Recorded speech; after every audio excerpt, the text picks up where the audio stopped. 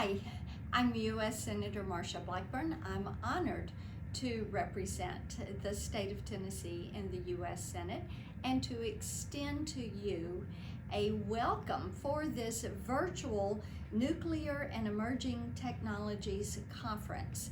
I think that Oak Ridge hosting this is a wonderful thing. Over the past year, people across the country have had the opportunity to learn the special role that Oak Ridge plays in driving innovation here in the United States and around the globe. From next generation nuclear power to life-saving vaccine technology to world-famous materials research and development, the work done at Oak Ridge truly changes lives, and it makes the world a more exciting and hopeful place to live.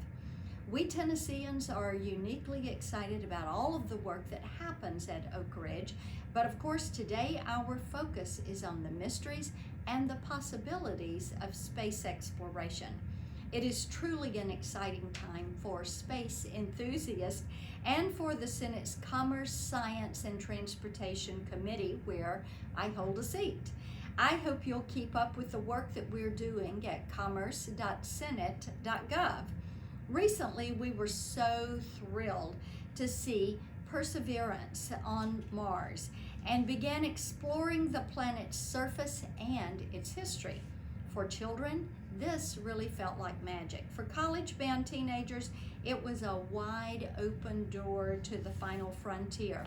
For our parents and grandparents, it was a reminder of a time when the prospect of discovery was all that was needed to motivate new generations of inventors and explorers. I'm so pleased to hear about the lofty goals that you all have for human space exploration, including the placement of bases on the Moon and Mars over the next couple decades. Every single person participating in this conference will join nuclear energy experts worldwide to play a major role in both remote and human exploration. The next few days will prove to present a prime opportunity for you to exchange ideas, progress, and challenges, and I encourage you to take full advantage of this collaboration. This audience and the National Lab delegations have already played a key role in space exploration.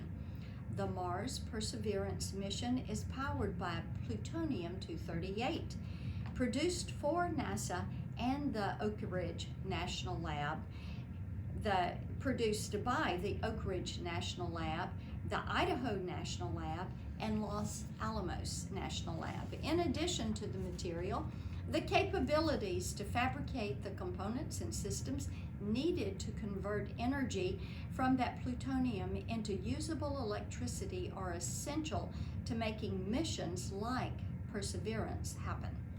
The planning, creativity, and engineering that have made these missions a success will be essential to future human exploration as well.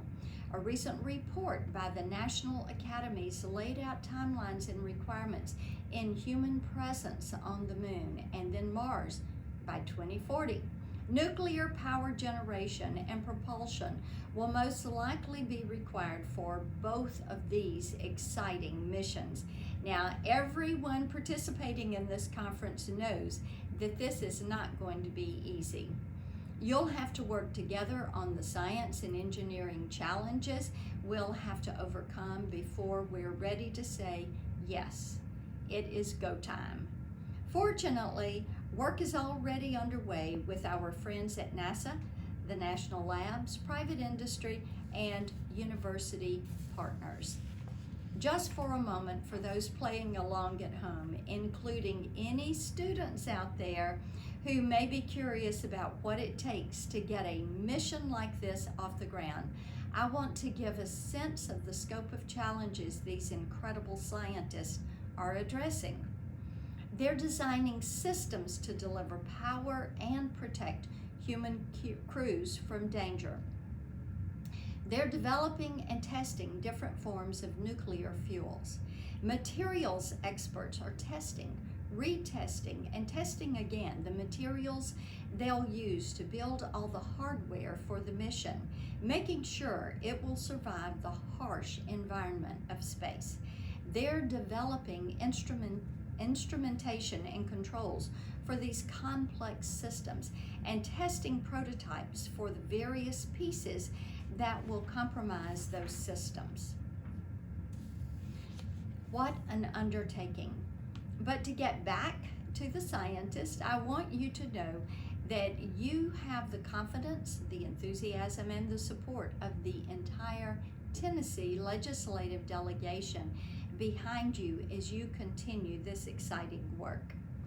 With the few minutes that I have left, I want to touch on something that has been close to my heart throughout my career in public service, and that is education.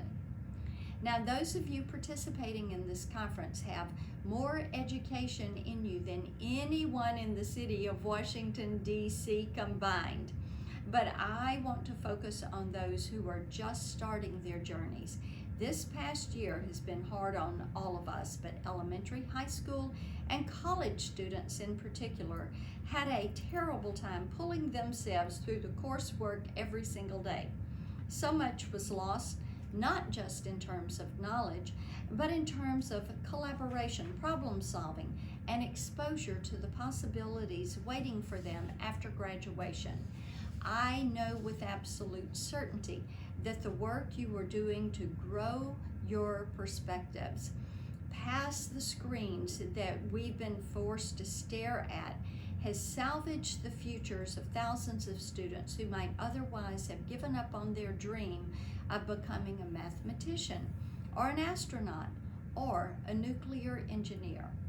I mentioned just a few moments ago that watching the Perseverance rover touch down on the Martian surface felt like magic for the children who tuned in to see that landing. My grandsons were among them. It's that type of magic that sparks curiosity that becomes a dream, and then that becomes a career. That in time contributes to our national legacy of innovation and exploration. So thank you for the part that you play in creating that spark. Thank you for your brilliant minds, for your late nights, and for your stunning contributions to these various fields. I hope that you have a most productive conference. Thank you.